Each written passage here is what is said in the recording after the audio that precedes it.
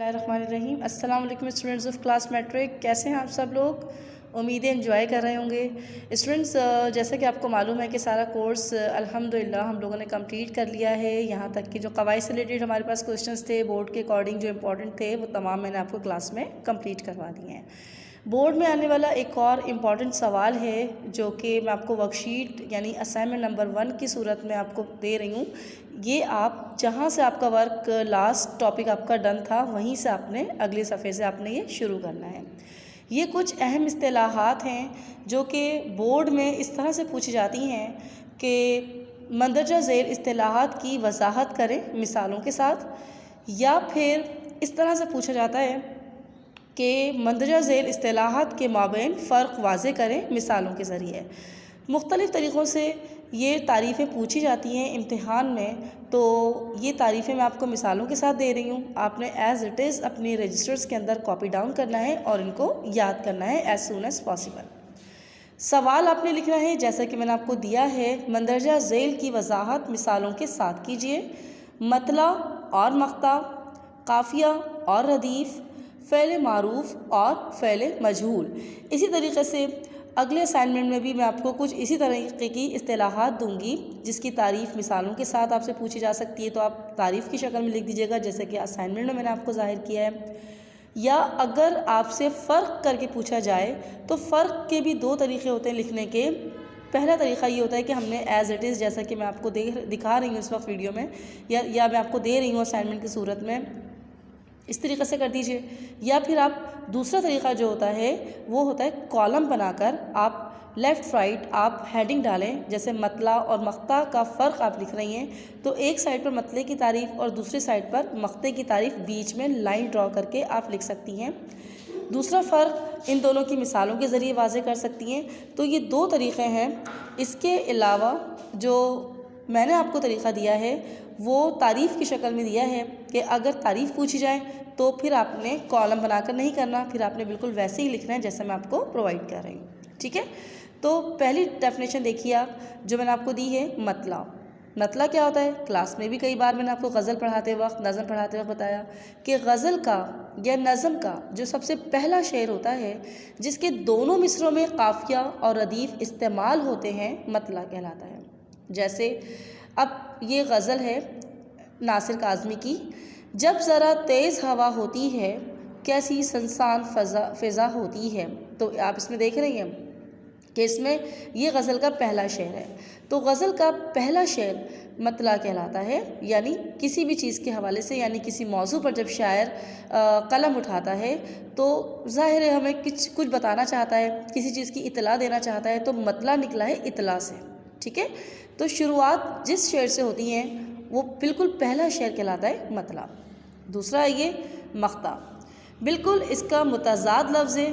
مطلع کو اگر ہم کہتے ہیں کہ کسی غزل کا پہلا شعر ہے تو مقطع اسی غزل کا آخری شعر کہلاتا ہے۔ پہچان کیسے ہوگی کہ بھئی یہ غزل کا آخری شعر ہو سکتا ہے کہ ہم جو نظم پڑھ رہے ہیں یا غزل پڑھ رہے ہیں وہ آدھی ہو، پوری نہ ہو، تو ہمیں اس کے اختتام کا یا آخری شعر ہونے کا اندازہ اس چیز سے ہوتا ہے کہ شاعر حضرات اپنا تخلص غزل کے یا نظم کے آخری شعر میں استعمال کرتے ہیں۔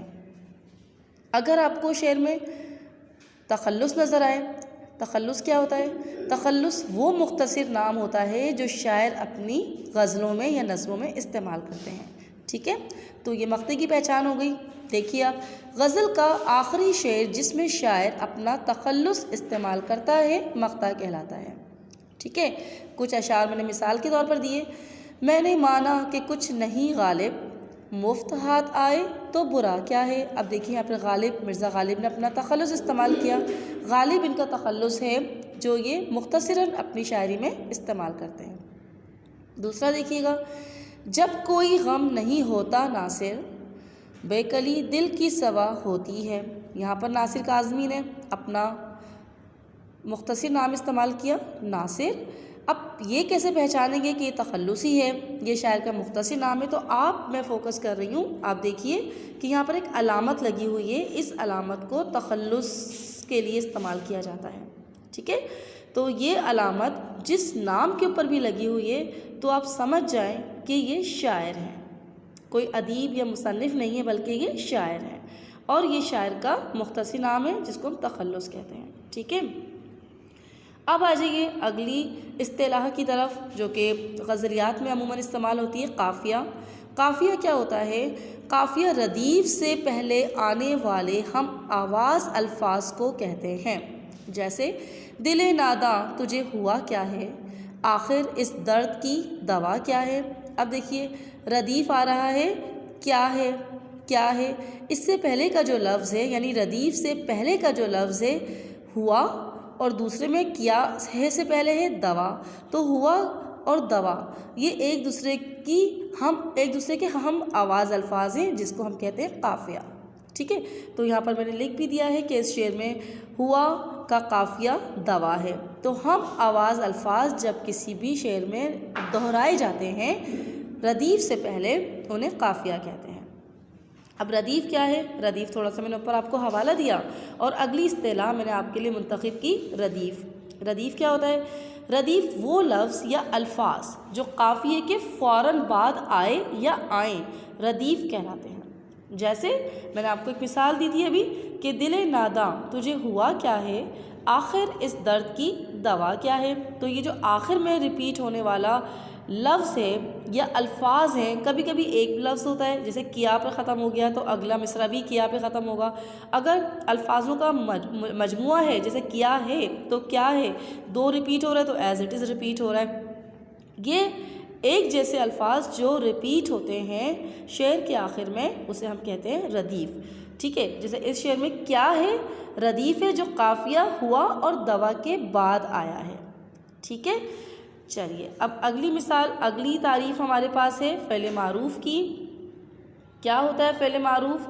معروف کا لفظ آپ کے لیے کچھ نیا نہیں ہے، اس کے معنی ہوتے ہیں مشہور یعنی شہرت، اور مشہور یا شہرت کس چیز کی ہوتی ہے؟ جس کو کوئی جانتا ہے، یعنی وہ ہماری جان پہچان میں آ جاتی ہے وہ چیز، ٹھیک ہے۔ تو فعل معروف کیا ہوئے؟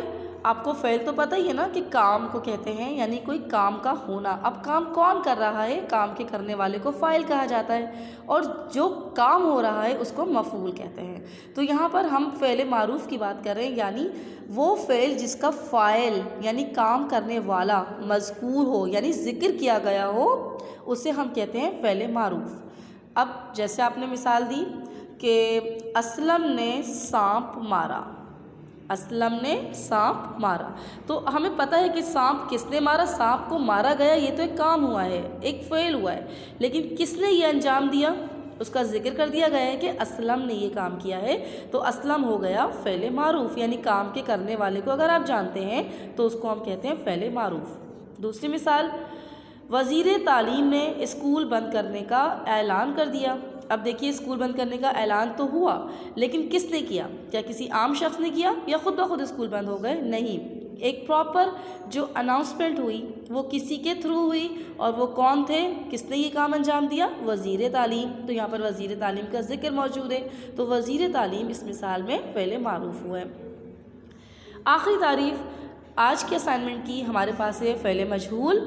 فعل مجہول یعنی کام کرنے والے سامنے نہیں آئے، پوشیدہ ہو، ہمیں اس کا ذکر نہیں کیا گیا ہو ہمارے سامنے، تو اسے مجہول کہتے ہیں، یعنی کام تو ہو رہا ہے لیکن کون کر رہا ہے یہ ہمیں نہیں پتہ، ٹھیک ہے۔